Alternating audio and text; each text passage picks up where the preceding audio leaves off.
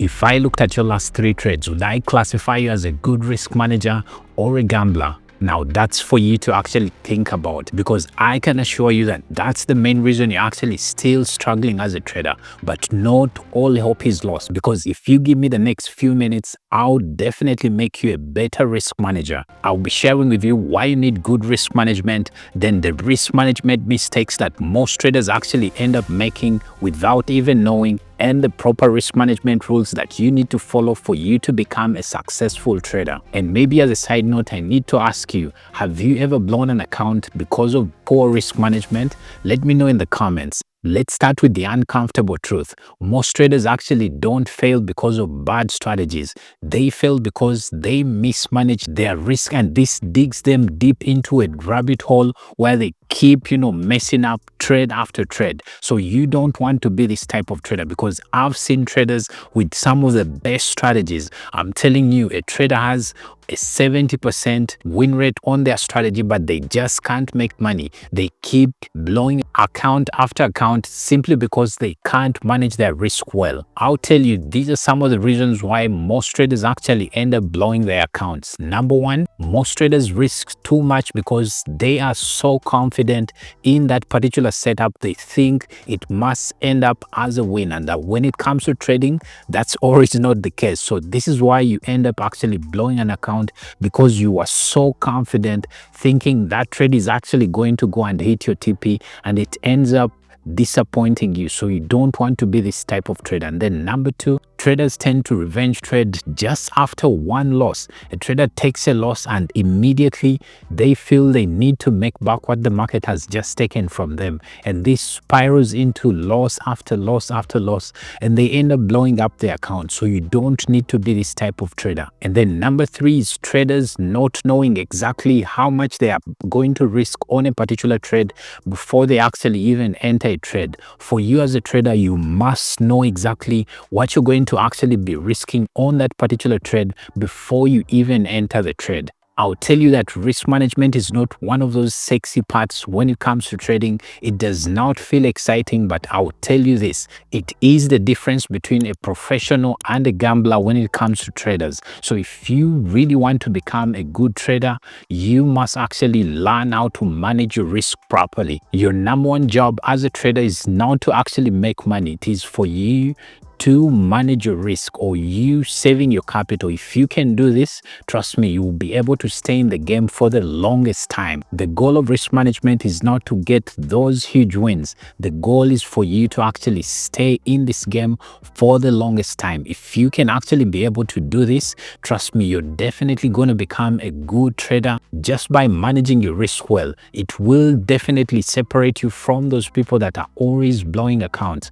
because I've seen traders, they've been trading for more than 2 years and they keep blowing account after account. You don't need to be doing this as a trader. When you are trading, you must have limits that you set for yourself, that once I'm wrong on this particular trade, then I should be able to get out at this particular level. These are the kinds of limits or parameters that you actually need to set for yourself, because it will save you a lot. It will save you a lot, especially when it comes to your mental side of things. This is definitely going to protect you as a trader.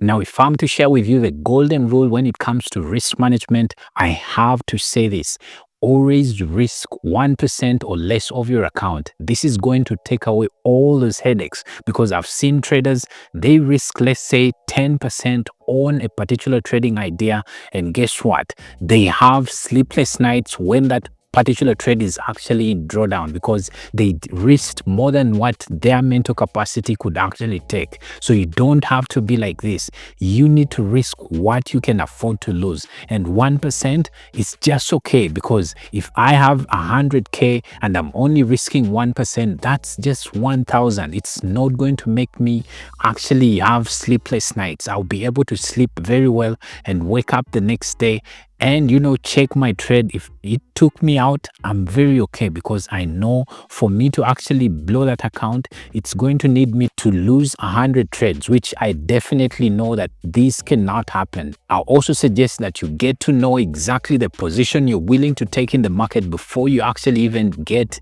into that particular trade, because when it comes to trading, you must know your position sizing. There are so many position sizing calculators out there that you can use to actually enter your trades, or basically calculate the risk you're willing to take in the market. For example, my personal favorite is my FX book. I always use this to actually calculate my position before I even enter the trade, because all it will ask you is the forex pair that you're trading, then the currency in which your account is, and then it will ask you account size, the risk you're willing to take, maybe it's a 1% or 0.5% of the account, and then basically the stop loss that you are willing to actually have on that particular trade. So all this, you enter it in there, and it will definitely spit out exactly the lot size that you need to take on that particular account. It is as simple as this. So if you keep using this, trust me, you are going to become a much better risk manager. Another thing when it comes to your risk management that I want to touch on is your stop loss. I've seen so many traders, especially when it comes to the ICT traders and those other traders that want to take those sniper entries. Guys tend to actually use very small stop losses. I've seen traders have a 1 pip stop loss. How can you really have such a stop loss? Because the market is always going to come, take you out, and then it will proceed in your direction, and you don't want this to happen to you. So in my opinion, I suggest you actually have a big enough stop loss that enables your trades breathe enough, because when it comes to these markets, they're just like human beings. They breathe in and out, in and out. So you might find that the time it comes in drawdown, it's definitely going to take you out, and then it will proceed in your direction. You don't want this to be happening to you. So when you are developing a strategy, try and find a strategy that gives you a big enough stop loss. You could use indicators like the ATR or the average true range that definitely shows you the minimum range of stop loss that you could use on a particular trade. Remember that your stop loss is like your insurance policy. It's going to enable you stay in the game for the longest time, because even when price comes, takes you out, your entire account is not going to be wiped out, because I've seen traders that trade without stop losses,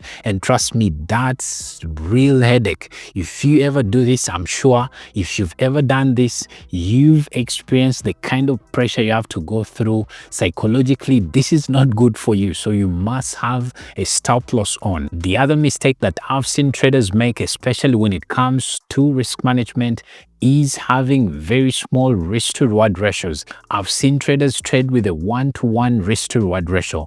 This is not safe. This is not good enough, especially when it comes to most of these brokers. You might find that with that 1-to-1, you have to pay all those broker fees, and then by the time, let's say, that particular trade goes in your direction, you're going to actually not make enough on that particular trade. So you don't want to be in this kind of dilemma. In my opinion, I suggest you actually go for a 1-to-2 risk to reward ratio, or anything slightly above this. This is good enough that even when I take 2 losses, if I'm actually to win the next trade, that particular trade will actually be able to compensate for the 2 losses that I've previously taken in the market. So this is how you actually keep yourself safe, and this is how you actually keep yourself profitable in these markets. Now, with all this shared, I'm sure that you now know exactly what to do when it comes to risking in these markets, because if you don't make these subtle changes, trust me, you're not going to become that profitable trader that you want to become. And if you've found everything that I've shared in this video helpful, please go ahead, like the video, share it with someone, because you never know, this might be the video that actually changes everything, maybe for your friend out there or colleague out there. So go ahead, share it with them. It will definitely be able to help them as well. And if you're one of those traders that feels stuck in your trading, I suggest you check out this next video where I teach you the 3 major stages of trading growth. So go ahead, check out that video. It will definitely be able to help you.